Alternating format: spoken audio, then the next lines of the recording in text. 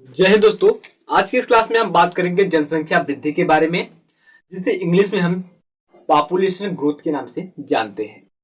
तो आज की इस क्लास में मैं बात करने वाला हूं जनसंख्या वृद्धि किसे कहते हैं और जनसंख्या घनत्व किसे कहते हैं और उसे कैसे ज्ञात करते हैं। तो दोस्तों, ये जो क्लास है ये आप सभी के लिए बहुत ही ज्यादा इंपॉर्टेंट होने वाली है, चाहे आप कंपटीशन लेवल के स्टूडेंट हो या फिर आप बोर्ड लेवल के स्टूडेंट हैं। दैट मीन्स आप अगर क्लास 12th के हैं, 11th के हैं, 9th के हैं, 10th के हैं, तब पर भी ये जो क्लास है ये आप सभी के लिए बहुत ही ज्यादा इंपॉर्टेंट होने वाला है। तो दोस्तों, बने रहिए आप हमारे साथ अंत तक।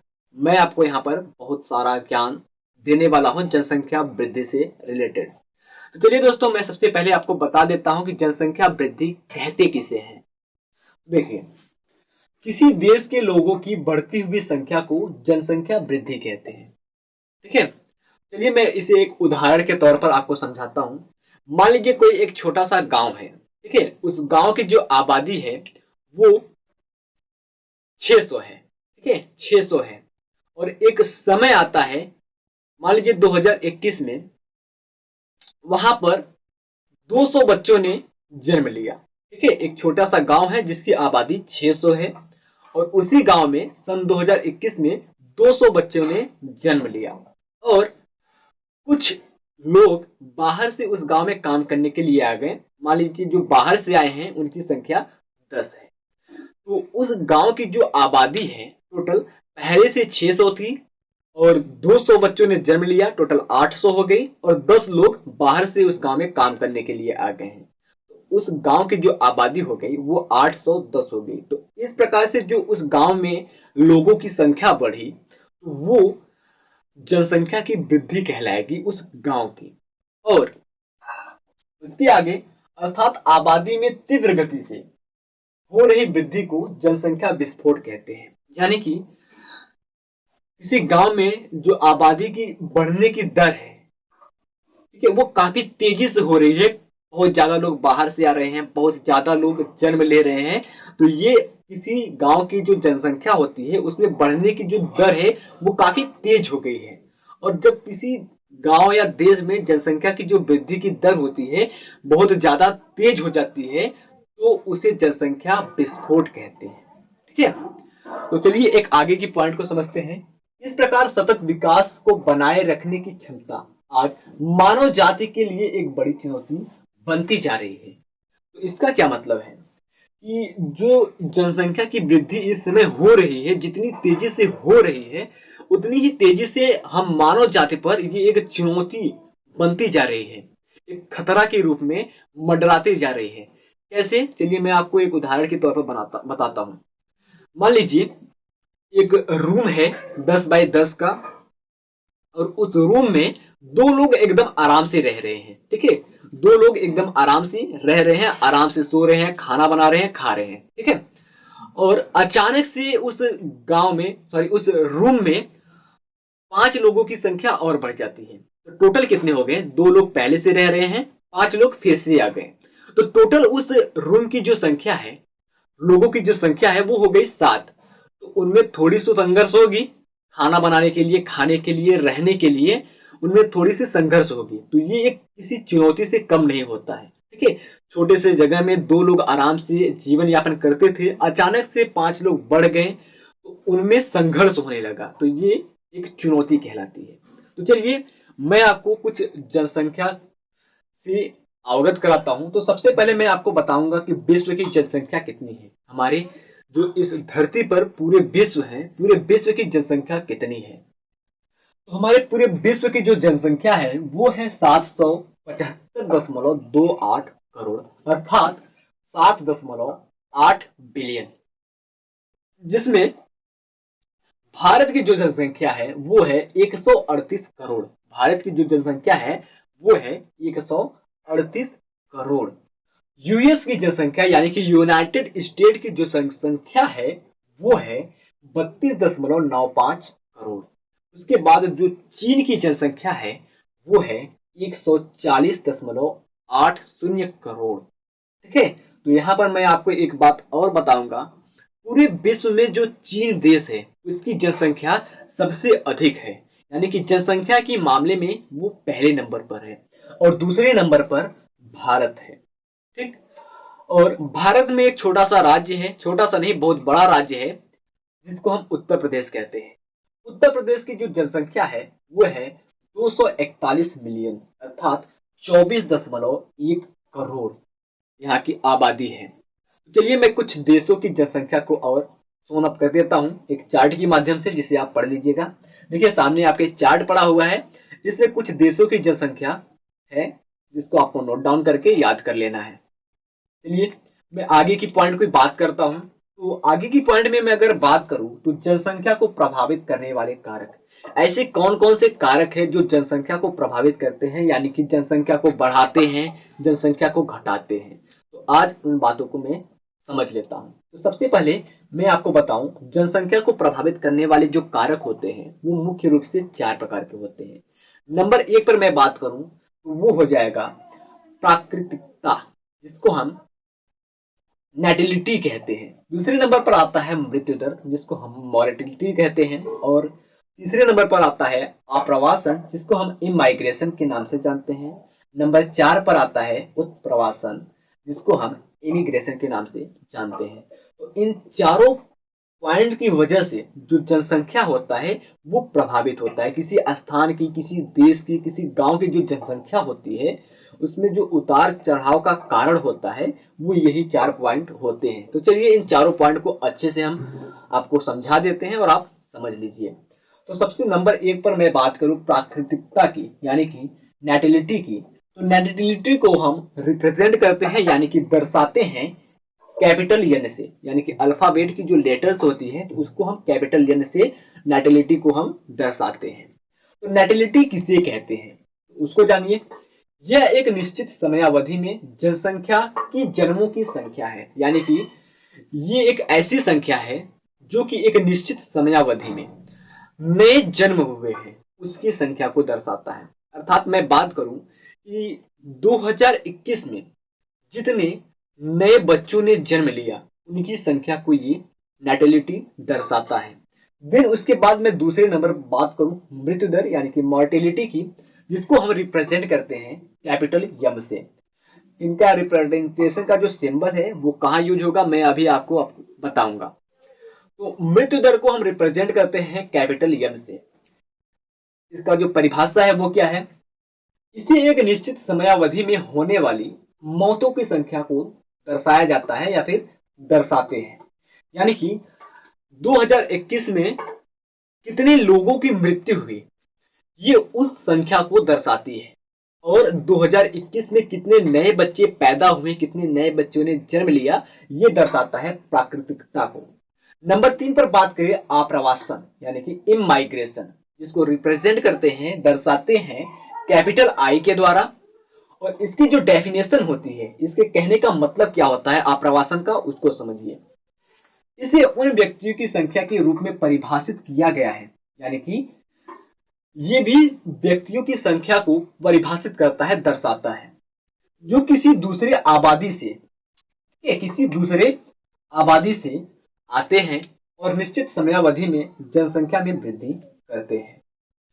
इस लाइन का जो कहने का मतलब है, किसी गांव में जो जनसंख्या है 600 है और उसी गांव के लिए कुछ दूसरे गांव से लोग आते हैं। मान लीजिए दूसरे गांव से जो लोग आते हैं वो 150 के करीब है और आकर के 600 जनसंख्या वाली गांव में बस जाते हैं। तो उस 600 जनसंख्या वाली गांव में जनसंख्या की वृद्धि होती है। तो इसे हम कहते हैं आप्रवासन, यानी कि दूसरे जगह से आकर के किसी दूसरी जगह पर बस जाना, तो उस क्षेत्र की आप्रवासन कहलाएगी। फिर उसके बाद मैं बात करूं नंबर 4 पर, जो कि आखिरी पॉइंट है जनसंख्या को प्रभावित करने के लिए, वो है उत्प्रवासन, जिसको हम इमाइग्रेशन के नाम से जानते हैं। तो इसको हम रिप्रेजेंट करते हैं, यानी कि दर्शाते हैं कैपिटल ई के द्वारा, कैपिटल ई लेटर के द्वारा इसको हम दर्शाते हैं। इसके कहने का जो मतलब है, इसका जो मतलब होता है वो होता है, इसे आबादी की उन व्यक्तियों के रूप में दर्शाते हैं जो निश्चित समयावधि में अपने निवास स्थान को छोड़कर किसी दूसरे स्थान पर निवास स्थान बनाते हैं। यानी कि इसके कहने का मतलब है, इस लाइन का जो अर्थ निकलता है वो होता है कि हमारे गांव की जो जनसंख्या है लगभग 4,000 है। ठीक है, मैं जिस गांव में रहता हूँ उस गांव की जो जनसंख्या है वो 4 से 5,000 है। अब इस गांव से लगभग 1,000 लोग निकल के बाहर चले गए हैं और वहां पर अपना निवास स्थान बना लिए हैं। तो जो लोग हमारे गांव से बाहर गए हैं वो लोग कहलाएंगे उत्प्रवासी, और इस क्रिया को कहेंगे उत्प्रवासन। ठीक है, तो ये 4 कारक होते हैं जो कि जनसंख्या को प्रभावित करते हैं। देन उसके बाद मैंने आपको शुरू में ही बताया था, हम बात करेंगे जनसंख्या घनत्व के बारे में। जनसंख्या घनत्व क्या होता है? ठीक है, तो जनसंख्या घनत्व वह होता है, ठीक है, अब मैं सिंपल से बताता हूं। जनसंख्या घनत्व के अंतर्गत प्राकृतिकता, मृत्यु दर, आप्रवासन और उत्परिवासन चारों आते हैं, चारों कारक सम्मिलित होते हैं। तो जनसंख्या घनत्व को निकालने के लिए, जनसंख्या घनत्व की दर को ज्ञात करने के लिए एक परिभाषा होता है, सॉरी एक फार्मूला होता है, एक सूत्र होता है जो है Pt equal to P0 plus N plus I minus bracket में M प्लस E। तो यहां पर मैं अगर आपको Pt का मतलब बताऊं, इस P का मतलब बताऊं तो वो हो जाएगा जनसंख्या घनत्व यानी कि पॉपुलेशन डेंसिटी। और उसके बाद मैं P0 की बात करूं तो P0 इक्वल टू प्रारंभिक आबादी। P0 का जो मतलब होता है वो रिप्रेजेंट करता है प्रारंभिक आबादी की, यानी कि शुरू के समय में जो आबादी थी क्षेत्र की उसको ये रिप्रेजेंट करता है, दर्शाता है। फिर उसके बाद यन, यहाँ पर मैंने आपको बताया यन यानी कि प्राकृतिकता यानी कि नेटेलिटी, यन दर्शाता है। उसके बाद आई दर्शाता है आप्रवासन को, यहाँ पर मैंने आपको बताया आप्रवासन यानी कि इन माइग्रेशन को आई से रिप्रेजेंट करते हैं। तो यही बात यहाँ पर है यन प्लस आई। उसके बाद माइनस यानी कि घटाना का चिन्ह लगेगा, फिर ब्रैकेट में हम लिखेंगे यम यानी कि मृत्यु दर, मॉर्टेलिटी। ठीक है, उसके बाद ई प्लस करके ई लिखेंगे, ई यानी कि उत्प्रवासन, इमाइग्रेशन। ठीक, तो ये फार्मूला है, ये सूत्र है जनसंख्या घनत्व को ज्ञात करने के लिए। आई होप जितनी बातें मैंने आपको अभी बताई है वो आपको अच्छे से समझ में आ गई होगी।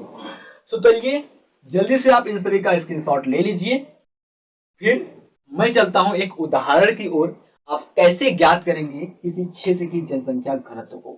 ठीक है, एक उदाहरण मैं आपको करके दिखाने वाला हूं जिससे आपको अच्छे से समझ में आ जाएगा। तो फटाफट से आप इसका स्क्रीनशॉट ले लीजिए।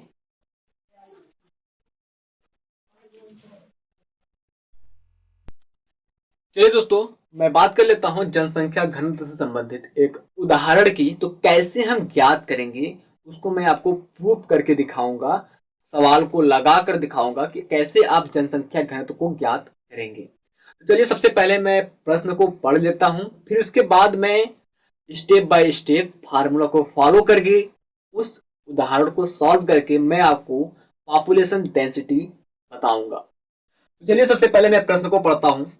किसी गांव की आबादी 10,000 है। 2021 में उस गांव में 700 नए बच्चों की जन्म हुई तथा 200 लोगों की मृत्यु हुई और 2000 व्यक्ति उसी गांव में आकर रहने लगे तथा 100 लोग उस गांव को छोड़कर किसी दूसरे गांव में अपना निवास स्थान बना लिए। तो उस गांव की जनसंख्या घनत्व ज्ञात कीजिए। पूछा क्या है हमें, यहाँ पर पूछा है जनसंख्या घनत्व। जनसंख्या घनत्व को हम किससे दर्शाते हैं? जनसंख्या घनत्व को हम दर्शाते हैं पीटी से। ठीक है, तो पीटी से दर्शाते हैं और इसकी जो फार्मूला लगेगी PT equal to P0 plus bracket में N plus I minus M plus E। ये हमारी फार्मूला है, परिभाषा है जिसके द्वारा से हम जनसंख्या घनत्व को ज्ञात करेंगे। तो सबसे पहले इस प्रश्न में मैं देख लेता हूं कि हमें दिया क्या है, क्या क्या दिया है और क्या ज्ञात करना है। तो लिख लेता हूं यहां पर एक तरफ में दिया है,